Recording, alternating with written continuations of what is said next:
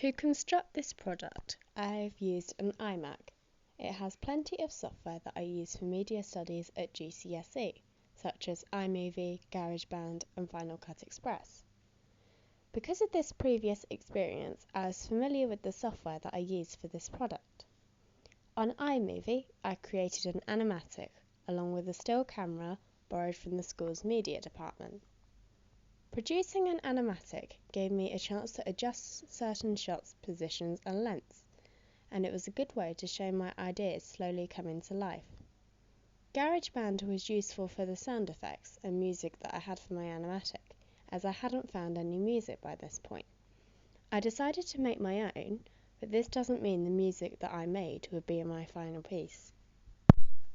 Final Cut is a program that I use to edit my opening sequence with, and because of previous experience I found it easy to use, but I also learnt new things. My media teacher taught me how to enter a new keyframe to alter the level of the music so you could hear what my protagonist is saying. I was also planning to do my titles on Final Cut, but again, my media teacher introduced me to LiveType, where I could give my titles movement, so that's how I got the flicker effect for my titles. This is my first time with LiveType, and I found it very easy to use and navigate, and I would happily use it again for similar things. I was recording all of this data on a blog on a website called WordPress. I actually found this very useful and a lot easier to keep track of.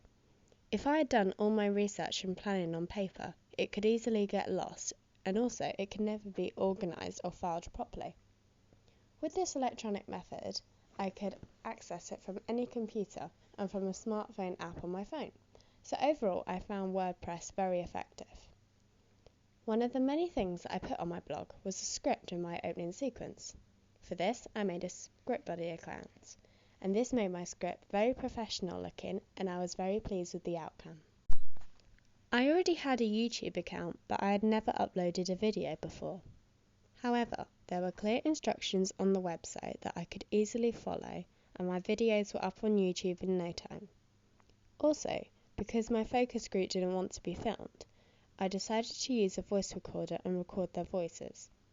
I found the voice recorder easy to use and it picked up our voices well.